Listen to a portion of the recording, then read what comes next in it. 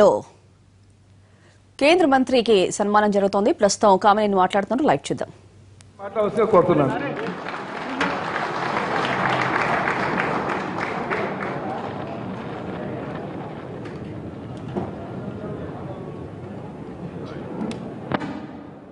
దయచేసి నిలబడ్డ వాళ్ళు ఎవరు మీరందరూ ఏమన్నా వీళ్ళు కూర్చోండి త్వరగా మళ్ళీ తీసుకుంటారు. వెనక వాళ్ళు కూడా కూర్చోండి. మనకి 200 మంది బయట లోపలికి వచ్చే అవకాశం లేక వాళ్ళు వేరేగా కూర్చొని ఉన్నారు. వాళ్ళ కోసం బయట స్క్రీన్ ఏర్పాటు చేస్తుంది. అందుకని లోపలికి వచ్చిన వాళ్ళు దయచేసి కూర్చోండి. మీకు మళ్ళా సూచనలు ఇచ్చి అనవసరంగా ఆ శ్రమను ఖర్చు చేయొద్దని అందరినీ కోరుతున్నాను. ఎక్కడ వాళ్ళు అక్కడే దయచేసి కూర్చోవాలి. ఆ గేటు దగ్గర నిలబడి వచ్చే వాళ్ళకి ప్రశాంతంగా వెళ్ళి కూర్చోండి. ఆయన అటు ఇటు తిరగొద్దని చెప్పండి. ఎవరన్నా మిత్రులారా, చాలా సంతోషం. ఈరోజు మన కార్యక్రమ నిర్వాహకులు డాక్టర్ శ్రీనివాస్ గారు, శ్రీ మాణిక్యాలరావు గారు, శ్రీ కన్నా లక్ష్మణ్ గారు, శ్రీ ఆకుల సత్యనారాయణ గారు, పెద్దలు మన విజయవాడ ప్రముఖులు తెలుగు వారందరికీ తెలిసిన శ్రీ తుర్రపాటి కుటుంబరావు గారు ఈరోజు ఈ సమావేశంలో పాల్గొన్న యొక్క ఎవరైనా మాట్లాడతారు కదా గేట్ దగ్గర సెక్యూరిటీ మాట్లాడు అవతల మాట రీసౌండ్ వస్తుంది. ఎవరు మాడద్దు, కూర్చోండి. కూర్చోండి. ఈ సమావేశంలో ఈరోజు పాల్గొనడానికి వచ్చిన మిత్రులందరికీ నా హృదయపూర్వక అభినందనలు. ఇది మామూలు బహిరంగ సభ కాదు. ఈ ప్రత్యేక హోదా ఏంటి, ప్రత్యేక ప్యాకేజ్ ఏంటి, ఆంధ్ర రాష్ట్ర పరిస్థితులు ఏమిటి, మన పిల్లల భవిష్యత్తు ఏమిటి, ఈ ప్రతిపక్షాలు చేస్తున్న ప్రచారం ఏమిటి, కొన్ని పత్రికలు అనుసరిస్తున్న వైఖరి ఏమిటి, మన ముందున్న కార్యక్రమం ఏమిటి, ఈ విషయాలన్నీ కూడా మనసు విప్పి అందరితో మాడుకోవాలా. దాన్ని విజయవాడకి వేదికగా తీసుకుని జనాన్ని, ఆంధ్రప్రదేశ్కి జనాన్ని సంబోధించాలని చెప్పి నేను నిర్ణయించుకున్నాను. అందుకే ఇవాళ విజయవాడ వచ్చాను. చాలా సంతోషం. నాకేంటంటే ఒక విషయం నాకు అర్థమైపోయింది. నాకెప్పుడు నమ్మకం ఉంది. ఎందుకంటే నాయకుల కన్నా జనం తెలివైన వాళ్ళని. అది ఇవాళ రుజువైంది. నేను గన్నవరం నుంచి వస్తూ ఉంటే అక్కడి నుంచి ఇక్కడి వరకు ఎక్కడా దారిలో ఏమాత్రం సందు లేకుండా కార్మికుల దగ్గర నుంచి, రైతుల దగ్గర నుంచి, వ్యవసాయ కూలీల దగ్గర నుంచి, ఫ్యాక్టరీ పనులు పనిచేసే వాళ్ళ దగ్గర నుంచి, ఆఖరికి స్కూల్ విద్యార్థుల దగ్గర నుంచి వేలాదిగా రెండు వైపులా నిలబడి వాళ్ళు అభివాదం చేస్తూ ఉన్నారంటే దాన్ని బట్టి ప్రజాభిప్రాయం ఎలా ఉందనే విషయాన్ని సులభంగా మనం అర్థం చేసుకోవచ్చు. వాళ్ళందరికీ నేను హృదయపూర్వక అభినందనలు తెలియజేస్తున్నాను. వాళ్ళందరూ పిల్లలందరూ దారి చూపించారు. మిగతా వాళ్ళు ఈ యొక్క సమావేశం ముఖ్య ఉద్దేశాన్ని ఇంతకుముందే సంక్షిప్తంగా చెప్పాను. నేను ఉద్దేశం ఏంటంటే ఈ పూర్వాపరాలు తెలుసుకున్న కోసం ప్రయత్నం చేయడం. అందువల్ల దయచేసి ఎవరు సెల్ ఫోన్ వాళ్ళు కూడా అటు ఇటు తిరగొద్దు. ఎవరైనా మరీ, ఎందుకంటే చూసిన మొహమే కాబట్టి మళ్ళా చూడాల్సిన అవసరం లేదు. మీ స్థలంలో కూర్చొని మీరు చెప్పేవాటి శ్రద్ధగా ఆలకించమని నేను పదే చెప్తున్నాను మిమ్మల్ని కూడా. ఎందుకంటే చాలాసార్లు చూస్తుంటాను నేను, జనం పద్ధతిగా ఉంటారు, పెత్తనం చేసేవాళ్ళు కొంత ఇబ్బంది కలిగిస్తుంటారు. అందుకని దయచేసి ఎవరు పెత్తనం చేయొద్దు, అవసరం లేదు కూడా. సోదరిమణులు, అలాగే పెద్దలు, తల్లులు, మిత్రులు అనేక మంది వచ్చారు. అలాగే పట్టణ ప్రముఖులు అందరూ వచ్చారు. చాలా సంతోషం. ఇది ఇందాకే చెప్పాను నేను, ఇది బహిరంగ సభ కాదు, ఇది అవగాహన సమావేశం అని. ఏమిటి అంటే ఈ దేశంలో కొన్ని కొండ ప్రాంతాలు, కొన్ని అటవీ ప్రాంతాలు, కొన్ని గిరిజన ప్రాంతాలు, కొన్ని సరిహద్దు రాష్ట్రాలు, అంటే చైనాతో సరిహద్దు, నేపాల్తో సరిహద్దు, పాకిస్తాన్తో సరిహద్దు ఉన్న రాష్ట్రాలు కొన్ని చారిత్రాత్మక కారణాల వలన, ఎక్కువగా కొండ ప్రాంతం ఉండిపోవడం వలన, ఎక్కువగా అటవీ ప్రాంతం ఉండిపోవడం వలన, ఎక్కువగా ఎత్తుతగ్గులు ఉండడం వలన, సరైన అభివృద్ధి ఎక్కడ లేదు, రాకపోకలకు అవకాశం లేకపోవడం వలన, ఉదాహరణకి నాగాలాండ్లో ఒక దగ్గర నుంచి ఇంకొక పక్కకు వెళ్ళాలంటే కేవలం 12 గంటలు మాత్రమే పడుతుంది.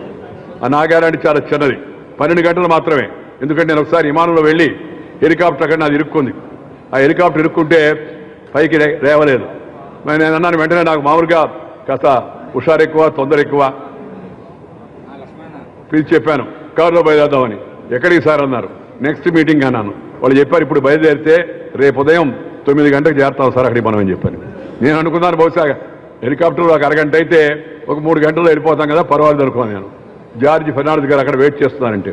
అలాంటి పరిస్థితుల్లో కొండ ప్రాంతాలు, గిరిజన ప్రాంతాలు, అటవీ ప్రాంతాలు, సరిహద్దు రాష్ట్రాలు ఏవైతే ఉన్నాయో నాగాలాండు, మిజోరాము, లేకపోతే అక్కడ ఉండే అస్సాము, ఆ పక్కన ఉండే సిక్కిము, దాని చుట్టుపక్కల ఉండే మేఘాలయ, అరుణాచల్ ప్రదేశ్, ఈ రాష్ట్రాలు, దాంతోపాటు కొండ ప్రాంతాలైన హిమాలయ ప్రాంతంలో ఉండేది, ఉత్తరాంచల్ హిమాలయ ప్రాంతంలో ఉండేది, అలాగే కశ్మీర్, జమ్మూ కాశ్మీర్, ఈ రాష్ట్రాలను కొంత ప్రత్యేకంగా చూడాలా. ఎందుకంటే అవతల సరిహద్దు, అవతల ఒక పక్క చైనా, ఇంకో పక్క పాకిస్తాన్, అప్పుడప్పుడు ఇబ్బంది కలిగిస్తూ ఉంటాయి. రెండవది రాకపోకలు తక్కువ, మంచు కొండ, సరిగా పంటలు పండవు. అందుకని ఆ ప్రాంతాలను ప్రత్యేకంగా గుర్తించి వాళ్ళకి కొన్ని రాయితీలు, కొంత సహకారం అందించాలని నిర్ణయించారు. అప్పుడు ఆ నిర్ణయం ప్రకారం ఆ రాష్ట్రాల్లో ఎవరన్నా పెట్టుబడి పెడితే కేంద్ర ప్రభుత్వం పెట్టే ఖర్చులో 90% కేంద్ర ప్రభుత్వం పెట్టుకుంటుంది, 10% మాత్రం వాళ్ళు పెట్టుకోవాలి. అది ప్రత్యేక హోదా వలన ఆ రాష్ట్రాలకు వచ్చిన ప్రయోజనం. అంతేగాని మామూలు రాష్ట్రాలకు ఏటికి ప్రత్యేక హోదా ఇవ్వలేదు. అయితే మీరు ఎవరైనా అడగవచ్చు, ఏమిటంటే నాయుడు గారు మీరు అనుభవజ్ఞులు కదా, మీకు అప్పటికే తెలుసు కదా, మరి ఆంధ్రప్రదేశ్కి ప్రత్యేక హోదా ఇవ్వమని మీరు ఎందుకు అడిగారండి? నాకు తెలుసు. ఏమని ఒక్క దాంట్లో చిన్న మెలిక ఉంది. ఆ రాసిన దాంట్లో ఒక మాట ఏం రాశారంటే, ఎక్కడన్నా రెవెన్యూ లోటు తక్కువగా ఉండి ఆర్థికంగా రాష్ట్రం వెనకబడి ఉంటే 5వ దాని కింద దాన్ని కూడా పరిశీలనలోకి తీసుకోవచ్చు అని ఒక మాట వాడారు. సో దాన్ని దృష్టిలో పెట్టుకొని నేను హైదరాబాద్ తెలంగాణకి పోతుంది కదా, రెవెన్యూ కొంత తగ్గిపోతుంది కదా ఆంధ్రప్రదేశ్కి, మిగతా ఏవి ఆంధ్రప్రదేశ్కి వర్తించవు.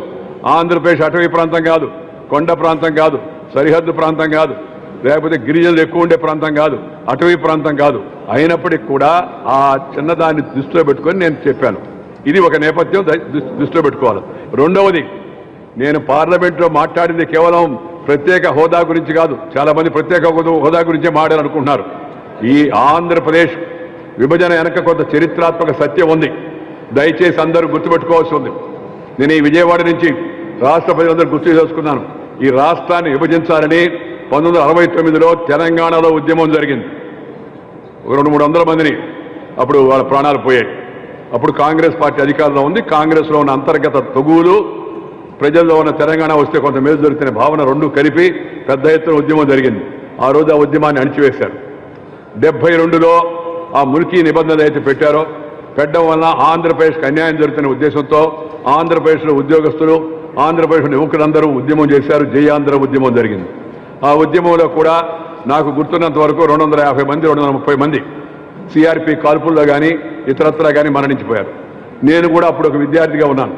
విద్యార్థిగా ఉండి అందరితో పాటు నేను కూడా ఉద్యమంలో పాల్గొన్నాను. జై ఆంధ్ర అంటే జై జై ఆంధ్ర అని అందరూ నినదించేవాళ్ళు. నాకు బాగా గుర్తు, పెద్దలు తెన్నేటి విశ్వనాథం గారి యొక్క అధ్యక్షతన, లచ్చన్న గారి యొక్క సారథ్యంలో నేను, హరిబాబు గారు కలిసి ఇచ్చాపురం నుంచి శ్రీకాకుళంలో అనంతపురం వరకు పర్యటించాం. వాళ్ళు పెద్దలు ఉండేవాళ్ళు కాబట్టి సభకు జనం వచ్చేవాళ్ళు. ఆయన విశ్వనాథం గారు చెప్పారు, యువకుడు కూడా తీసుకొచ్చాను, విశ్వామిత్రుడు యాగరక్షణకు రామలక్ష్మణుడు తీసుకొచ్చినట్టుగా వీళ్ళిద్దరు తీసుకొచ్చాను, ఈయన మాట్లాడు వినండి అని చెప్పి తెన్నేటి విశ్వనాథం గారు చెప్పేవాళ్ళు. నేను మాట్లాడాను. మాట్లాడిన తర్వాత ఆ ఉద్యమాన్ని కూడా అణిచివేశారు.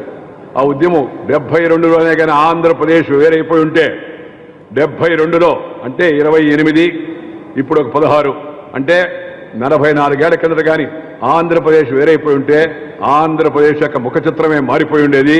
ఈ పాటికి ఈ ప్రాంతం ఎంత అభివృద్ధి అయి ఉండేది మనం చెప్పనలివి కాదు. ఒకప్పుడు విజయవాడ తెలుగు రాజకీయాలకు, తెలుగు సంస్కృతికి, తెలుగు కళలకు, తెలుగు చలన చిత్రానికి, తెలుగు రుచులకు, అభిరుచులకు, వృత్తులకు, ప్రవృత్తులకు కేంద్రం ఇది. కళలకు కాణాచి లాంటి యొక్క పత్రికలన్నీ ఇక్కడి నుంచే ప్రారంభమయ్యాయి.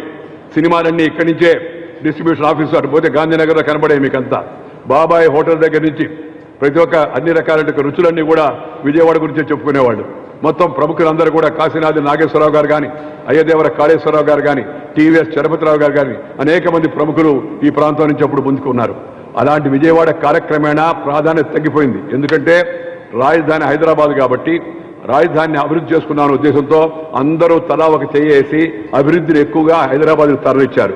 సినిమా తరలిపోయింది, ఇండస్ట్రీ తరలిపోయింది, హోటళ్లు తరలిపోయాయి, రాజకీయ నాయకులు తరలిపోయారు, పత్రికలు తరలిపోయాయి. హైదరాబాదు మన రాజధాని కాబట్టి దాన్ని ఉపయోగించుకొని అభివృద్ధి చేసుకుందాం అనుకున్నారు, అభివృద్ధి చేశారు. ఆ నేపథ్యంలో మళ్ళా తెలంగాణ ఉద్యమం వచ్చింది. 2004లో తెలంగాణ ఉద్యమం వచ్చినప్పుడు టీఆర్ఎస్ పార్టీ దీనికోసం ముందుకు వెళ్ళినప్పుడు ఆ రోజు కాంగ్రెస్ పార్టీ టీఆర్ఎస్తో పొత్తు పెట్టుకుంది. గులాబీ అలాగే 3 రంగుల కండువాలు మార్చుకుంది. ప్రజలకు హామీ ఇచ్చింది, మేము గెలిస్తే తెలంగాణ రాష్ట్రాన్ని ఏర్పాటు చేస్తామని. 2004లో చరిత్ర ఎందుకు చెప్తానంటే చరిత్ర తెలుసుకోవాలి, దానికి సరైన వేదిక విజయవాడ నేను నిర్ణయించుకున్నాను. 2004లో ఎన్నికల ప్రణాళికలో పెట్టింది. 2004 నుంచి 2014 వరకు కాంగ్రెస్ పార్టీ దాన్ని ఊసెత్తలేదు, కాలయాపన చేసింది.